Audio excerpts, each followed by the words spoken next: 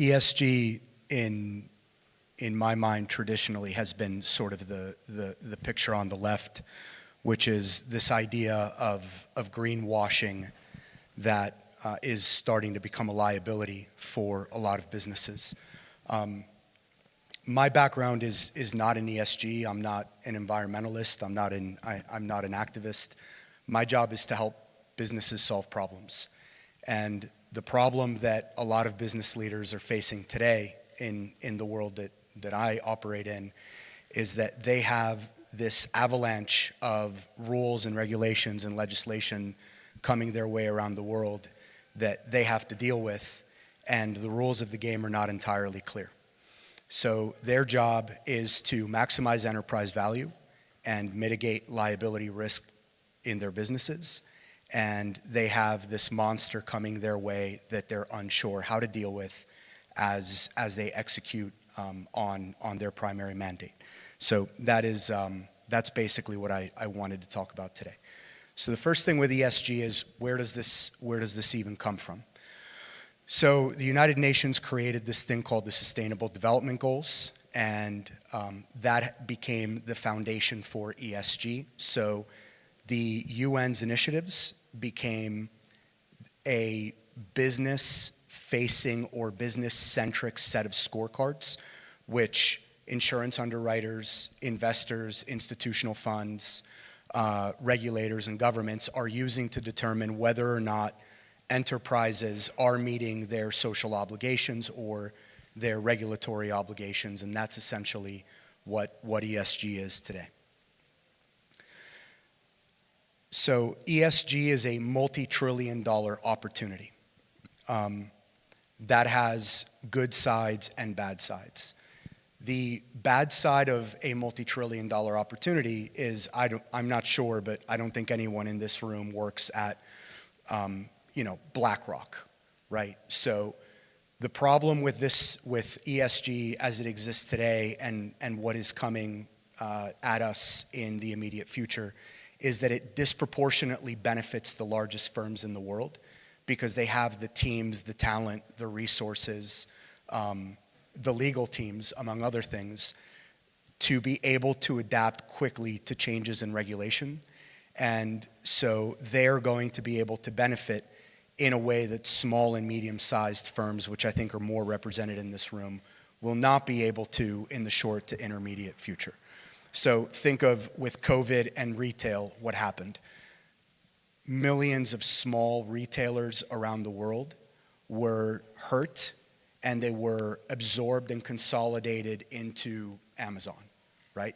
And that's the sort of thing that we see is going to be happening with ESG. This is already a very mature space. It's extremely competitive. All of the largest firms in the world are already participating in it. And so now we start to maybe talk about, well, how does this affect the people in this room? So the first thing is, there's a little bit of a dynamic sometimes, depending on where I'm speaking with ESG, and well, does this really affect me? Thinking that ESG isn't going to affect us, or that this isn't really going to be a thing, it's kind of like being in 1999 and thinking, well, maybe the internet's not really going to take off. This is already here. It's already a reality. It's already a regulatory reality around the world.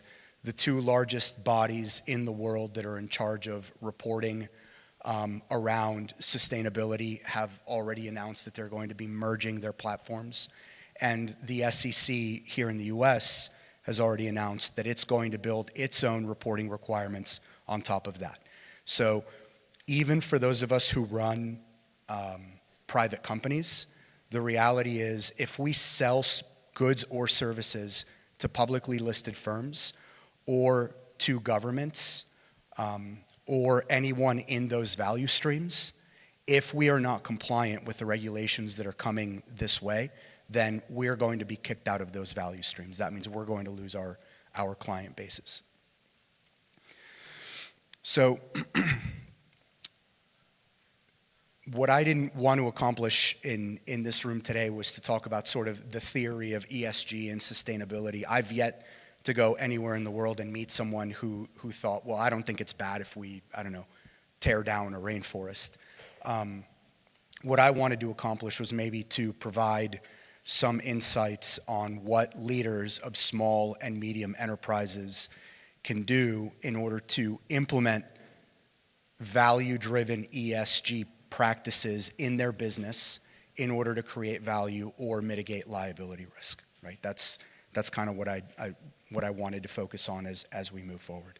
So just to kind of finish up on the slides here, and then I'll ad hoc a little bit and maybe turn it a little bit more into a discussion for the purposes of this audience.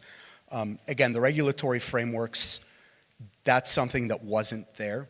So here's what ESG looked like up until, frankly, very, very recently. Firms scraped public data about public firms, and then they created reports about those public firms, and those public firms, publicly listed, responded to that data and adapted their practices. So what happened is you had very risk-driven large firms, your Nestle's or your Unilevers or your P&G's of the world, adapting to something they had no control over, and they were over-scrutinized, while private firms were not scrutinized at all. So you had over-scrutinized and underserved.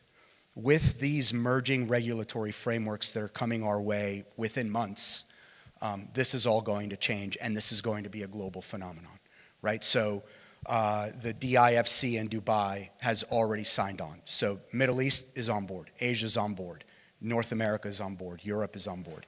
So this is going to be coming very, very quickly. And again, it doesn't matter if you run a 50-person firm, if you're in a regulated industry, if you resell insurance, if you resell financial services, if you resell loans, all of this is coming at you.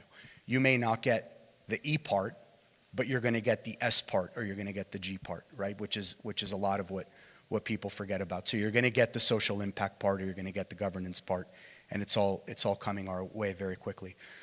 For anyone here who underwrites credit, corporate credit, or anyone here who runs an institutional fund, we've all seen some version of this chart where all investors are saying, I care about ESG, I care about ESG, and this is basically flows. This is everyone saying, I want to invest in ESG, right? So the bottom line is we have to be in this space if we're in financial services in one way or another. I can share this with anyone who's interested later, but what I wanted to do is to provide some tools, just some basic frameworks that are being used by enterprises around the world to actually try to create value from these things, to build systems and processes and structure in order to create some value out of these practices. And then finally, some don'ts. What are the things that make ESG practices destroy value in businesses? So excessive focus on ratings, greenwashing, which is basically just about over-communicating without actually doing anything, et cetera. So that's basically the structured part of the talk. And then what I'd like to do is maybe just spend a couple of minutes walking through this idea of what do we do as small or medium-sized businesses. So here's kind of an anecdote that I run into a lot. I typically advise boards and C-suites, and everyone says, and maybe someone here will have experienced this before, at our company, our most valuable asset is our what? What does everybody say? Right, our people. And so I asked them, okay, well, what did you do in 2009 during the financial crisis? Did you write off depreciated real estate, or did you lay off 15% of your workforce? And then they say, well, no, but our most valuable asset is our people. Okay, what did you do in April of 2020? Did you give away fully amortized machinery, or did you lay off 40% of your workforce? So business leaders are not in the business of publicly lying to their stakeholders, right? They're not stupid.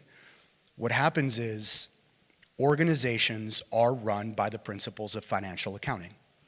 And the problem with financial accounting is that it is incapable of understanding people as an asset.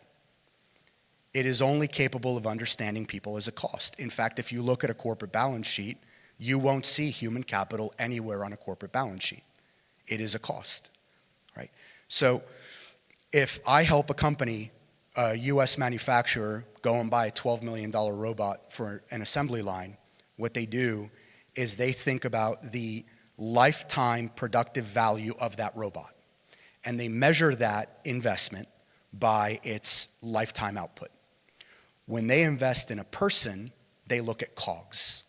They look at cost of goods sold. This is what it costs me to have this person on board.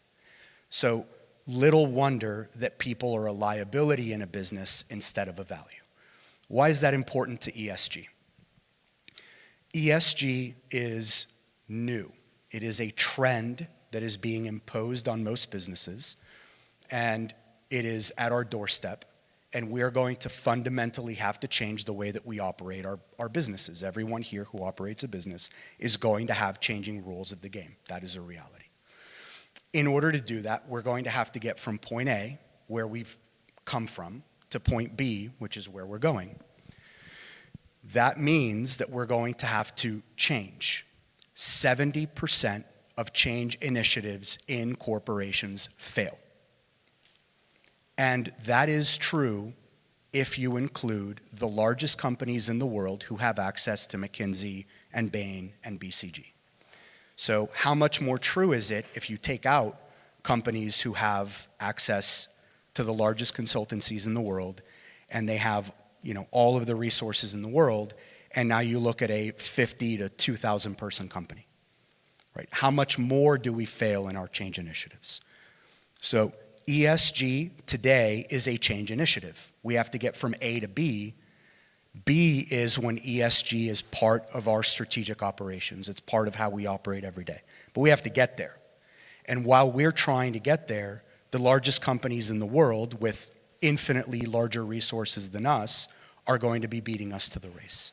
So the first thing that I would encourage operators of SMEs here to do is don't look at being a small operator as a weakness. Look at it as a strength. We have two strengths. Number one, by being small, we're more nimble, right? I run a 200-person operation in 26 countries. I'm not in 200 countries.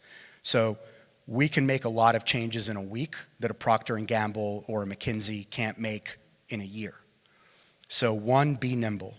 And two, culture can be a strength for us, because our employees, the people, and our partners are not numbers, right? So use people as a strength, and that's kind of what this slide is meant to represent.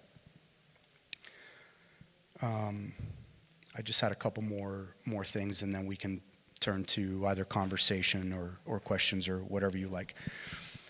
I think the other thing, and maybe I can close on this just in the interest of respecting everyone's time, is we have to be prepared for a tremendous amount of incoherence and inconsistency when it comes to ESG, particularly for those of us here who work in finance and insurance. So one of the biggest trends that's been going on in the last month is every major bank in the world is coming out and saying, we're not going to fund businesses that are big emitters. Well, that's a little bit of a problem, because even if we had the power to flip a switch and go from fossil fuels to solar-generated electric tomorrow, there's just a little bit of a challenge. One, to collect solar, you need panels, and you need petroleum to manufacture the panels. And the other thing is you need batteries for storage. And in order to manufacture batteries, you need lithium and cobalt. And I don't know if anyone here has ever worked in the mining industry, but the surprise is lithium and cobalt are not renewable resources, okay? So the reality is that it's not about one extreme or the other. It's about balance and nuance and understanding where we need to operate, again, particularly as small and medium players that are that are adjacent to finance and insurance and understand where are the opportunities for us that an HSBC might not be able to touch or a B of A may not be able to touch. So that's in terms of the incoherencies and inconsistencies that are going on in the space.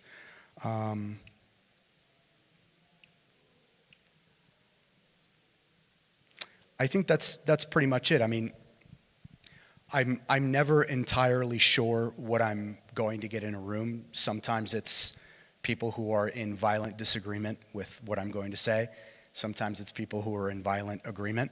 So I try to be kind of nimble myself. So, I've touched on a lot of different things, and maybe we can just use the rest of the time for questions or discussion or criticism if you want to call me out on anything. Any questions? I think you've really summarized and explained a very complex issue as an ESG to really lay it out in a well-formatted manner. Now, a recent survey conducted by PwC looked at specifically the governance area of the ESG, where they wanted some sort of a reporting mechanism for an executive pay and the tax monitoring, tax reporting. Now, how do you see organizations and corporations, especially that are heavily based on paying high dividends to their shareholders on profit, managing their executive pay while at the same time ensuring the bottom line of the corporation is in line with the shareholders' expectation, and finally also keeping in line with the whole governance as part of the ESG?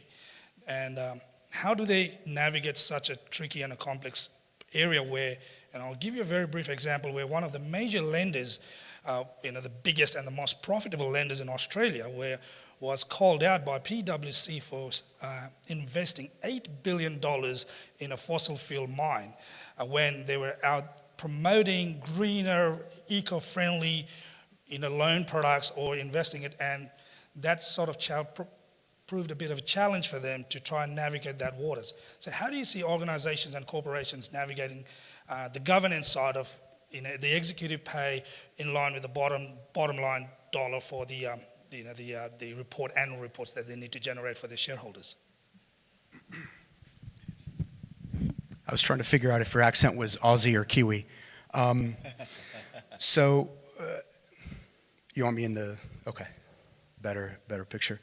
I think the first thing is everybody's going to have to pay their corporate communications people a little bit more money because it's going to be very difficult for a while. Again, I think we live in a world of contradictions and inconsistencies, and we're going to. Again, if you want to live in a world of energy transition, you have to accept that that transition is going to require a lot of investment in mining, right? BHP this is just a reality, and anyone who understands that simply doesn't understand energy, period, full stop. In terms of executive pay and boards and things like that, I think different industries have different problems. So I come from a finance background in the first part of my career, thank you, where the gap has been closing. So it is easier for a bank or an investment bank to find within its traditional talent pool women that can come up the ranks into the C-suite and the board. It is more difficult for a logistics company, for a transport company, for a mining company, for an energy company to do that. And so we have to figure out, and that's not only true for women, it's true for boards that have certain pressure around racial minorities, for example, is depending on the geography that they're in. And so I think the idea here is you have to be strategic, and you have to go out and have the right strategies about how you're going to recruit for leadership positions for 3 to 5 years, and you have to have a plan for that. So that's in terms of boards, access to advancement, consistency of communication, industry breakdown, living in reality, right? I think is another part of it. But yeah, it's just we live in a challenging time. And then you brought up something around social and governance, which I failed to talk about, which is when we talk about ESG, and I just made the mistake, but there's this terrible thing that goes on in the world where everybody focuses on E. And the focus on E occurs at the direct expense of the S and G, right? So organizations have this constant push and pull where they have to make concessions on social impact and on environmental sustainability. But at the same time, this board has corporate governance requirements. And, we think, well, it should be easy, just give up dividends, right? Or reduce your dividends. Why do you have to be so greedy? It's easy to think of all shareholders as the monopoly man walking around with a top hat and a monocle and they're all billionaires. But the problem is, and I worked at one of the largest fund administrators in the world early in my career. Our clients were retired teachers. And we're in a very low interest rate environment. That's going to be changing very quickly, right? But we've been in one for a while. And these people needed their portfolios to kick out 7, 8% to live. And we've spent the last decade kicking off 2, 3, 4, right? So it's easy to say reduce dividends or reduce interest, reduce rates, just penalize savers because they're all rich. But the reality is that when you penalize people who save, you're not only penalizing the rich, you're penalizing people who are dependent on their pensions for a fixed income for the remainder of their lives. So ESG, the hard answer is it's about balance and it's about nuance. The easy answer is no, just be green. Don't, stop kicking off dividends, have 50-50 gender distribution. It's a lot easier to have 50-50 gender distribution in some industries than it is in others. I can tell you, advising the board of a large miner from, are you Australian? Yeah. So I advise the board of a miner from your country. They offer women all the time and get declined. Part of it is it has become unattractive for top talent around the world in finance and in technology to say, I work for an energy company. I work for a transport company. I work for a miner. Everybody wants to work for a bank, a law firm, or a tech company, right? That's what everybody wants to do. So they have an industry problem. They have a reputation problem. And they have an access to talent problem all coming together at the same time. It isn't as easy as, oh, they're just not trying. Hopefully that makes sense. Yeah. While I'm going over here, have you found anywhere else in the world that maybe balances this a bit better than we do here? Different places do different things, better or worse. Scandinavia is often used as a model. But one of the things about Scandinavia is they don't have very well diversified economies. They don't have organically growing populations. So they have a lot of elements to their societies and economies that make it look good on paper that don't work in a fast-growing economy of 300 million people, right? They don't have I took a fintech to Africa, and let me just say, Denmark doesn't have the problems of Uganda. You mentioned the limited supply of lithium and cobalt and the mining issues associated with that. You didn't address, okay, when all of these batteries go bad, the disposition of them and the economic and environmental effects of that, which we hear nothing really discussed about. What's your feeling there? I assume you'd like me to discuss it, and hopefully it's on video just so I can get in more trouble than usual. It's only on YouTube, so it's fine. So it's kind of like a couple of years ago, everyone was up in arms over the floating islands of plastic in the Pacific because of straws. Nobody's talking about the floating islands of masks, right? KN95 masks, for anyone who doesn't know, are not biodegradable. And we have a problem. So yes, if you actually are interested in environmental responsibility when it comes to personal mobility, patting yourself on the back and buying a Tesla isn't the optimal solution. The optimal solution is to buy a used car, because the carbon footprint for the manufacturing of the car has already been generated. Batteries are a problem. An internal combustion car usually has a lifespan of 20-something years. Batteries are supposed to have a lifespan on paper of 10, and we're finding that in the real world it's closer to 7. And we don't have mass mechanisms for recycling, disposition, things like that. So it is a problem. Solutions are on the way, and I don't want to be overly critical. When there is innovation, these things are going to happen. Bless you. And the world is changing at a rapid pace, and people who are a lot more intelligent and creative than me are doing their best to bring it to the fore. But I think this is, and ESG is an industry, and I do believe that ESG is an industrial complex just like a lot of others. ESG is an industry where public policy and private enterprise are really going to start to clash. And we, as individuals in private enterprise, are going to have to do a good job of putting stakes in the ground where we have to defend our turf. Because people in public policy often are not in public policy on the basis of their expertise in running businesses, generating employment, generating revenue, right?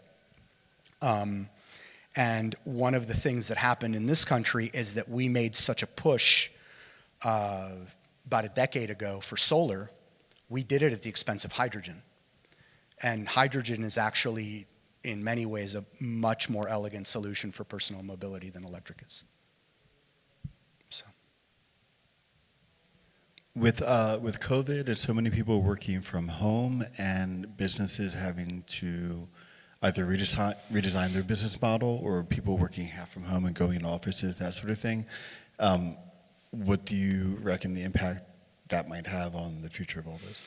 So I would say on governance, I would call it a wash in many ways. I think the social impact, a lot of people, interestingly, early in the curve, saw it as a positive. Families get to stay home, they get to be together, you don't have the same pressure of your daily commute and all of those things. My firm has spent a quarter of a century sort of on the leading edge of human capital. And we could tell early on something that now businesses are coming to us for help with, which is, in the long run, work from home is pretty problematic.